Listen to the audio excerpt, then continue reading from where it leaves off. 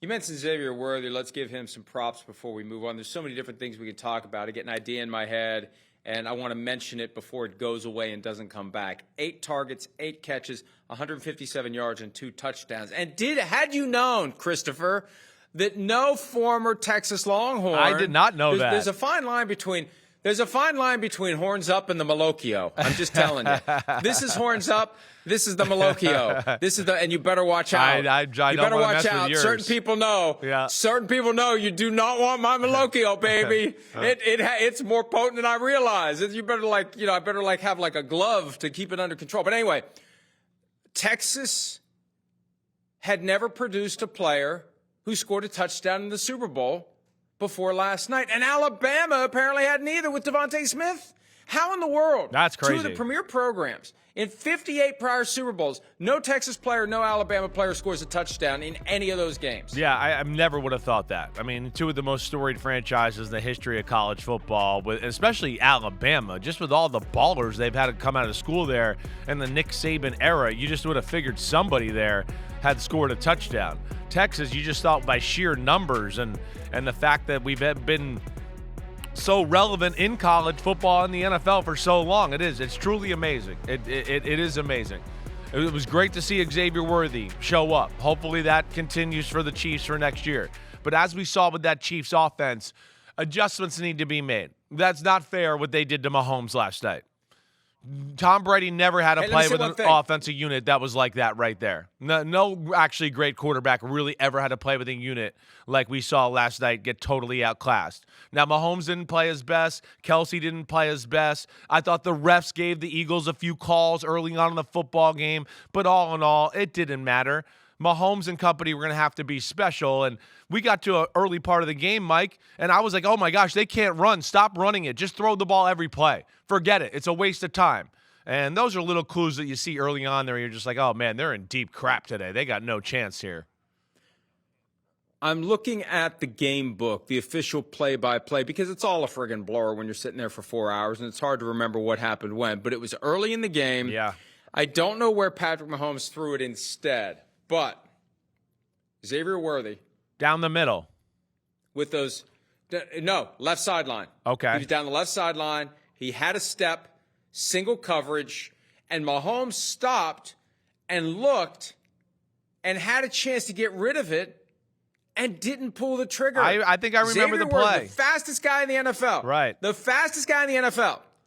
Single coverage, had a step, and why don't you throw it 70 yards down the field? Worst thing that happens is it gets picked off and it's like a punt. I mean, unless, of course, Worthy would fall down and then the guy runs it back for a touchdown or something like that. But you know what? They return punts for touchdowns sometimes too.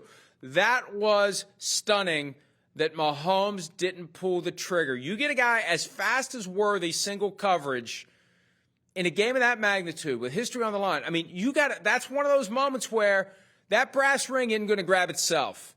And that's the moment where I was very surprised. We were talking about it in the press box. MBS and Shireen and I were like, what the hell? He didn't throw it. And I don't know that it came through on the broadcast because you don't get, the cameras on the action. Right. And you can't see a guy running down the field in single coverage as fast as Xavier Worthy. I was stunned he didn't throw the ball, Chris. Stunned. And when you think back where usually in a close game, there's 4 or 5 moments that make a difference. In a game that turns into a rout, there's like 2 or 3 moments early where you had a chance. Yeah, that's right. To maybe get a counterpunch just weather the storm, right? And keep it from getting out of control. Exactly. Right. And that was a very bad missed opportunity. Yeah, they had some opportunities. Like we said early on in the football game, there was a penalty or two that I certainly didn't agree with, but so what? That was few and far between. But to your point, moments where you went, ooh, can the Chiefs need those right there if they want to hang in this football game? Let alone like I'm sitting here looking at my notes because that's what I do when I watch the game. I write notes. And, yeah, I'm with you. I think I know the play you're talking about where he set up, too, like he was about to let it go, and for some reason he didn't. And I don't know, and we didn't really see the down-the-field replay of the play that I believe you're talking about. But I also think it's a little bit of like, hey, it's early on in a football game. You're trying to get in a rhythm and a flow. You want to get some just positive stuff going on. There it is. That's the play I thought it was. That's exactly the play. He throws it underneath. It's 1st and 10. So, yeah, they're down 7-0. Maybe he just thought, let me just try to get something going. But to your point, those opportunities weren't going to be there a whole lot. And something I wrote in my thing is the Chiefs kind of like came out like, oh, let's be conservative and feel this game out. Look, and this game, yeah, I see it. And this game wasn't that game. He's looking. I know. He put his whole body like he was about to let go of the bomb there. But he didn't do it, and this was a game not to be conservative. This was a game they needed to play one of their greatest games ever, and they had to be aggressive and take some chances, and they just were way too late to the game on the offensive side of the ball. It's amazing.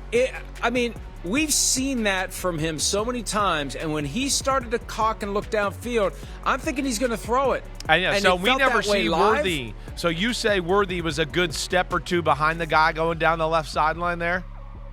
I wouldn't say it was 2, and when the film comes out, I want you to take a close look at it. But I will. Chris, even if it's stride for stride, single coverage with Xavier Worthy, stride for stride is good enough. You're right. Because you put the ball out there, he's going to go get it.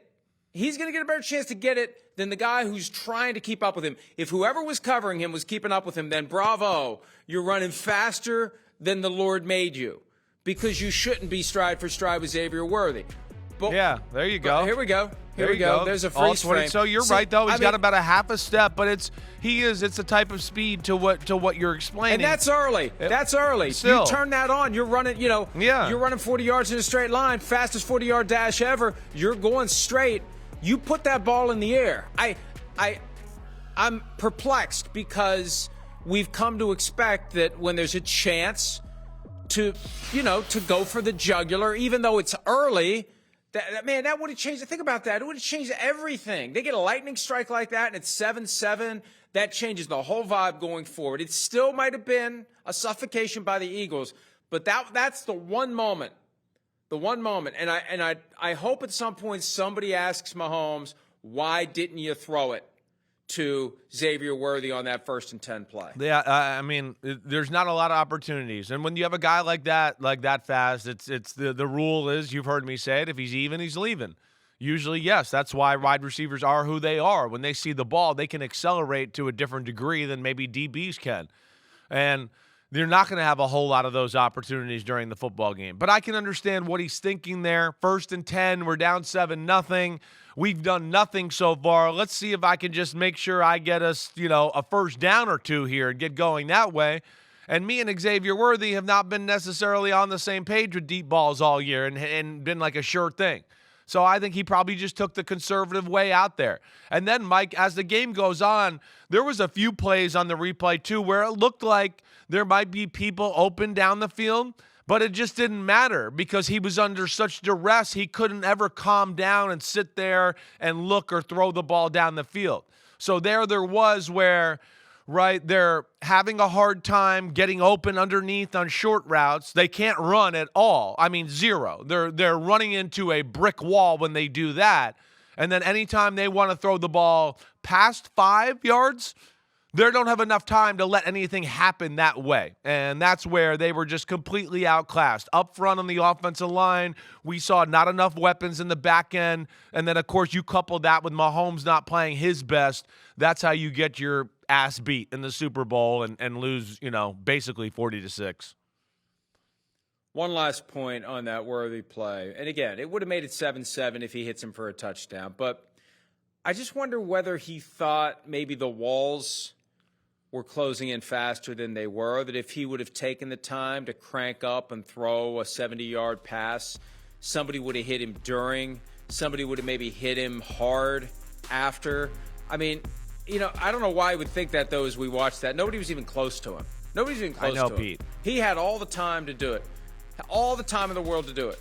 So they'll do the locker clear out press conference stuff where they, today or tomorrow, whenever they're back in Kansas City.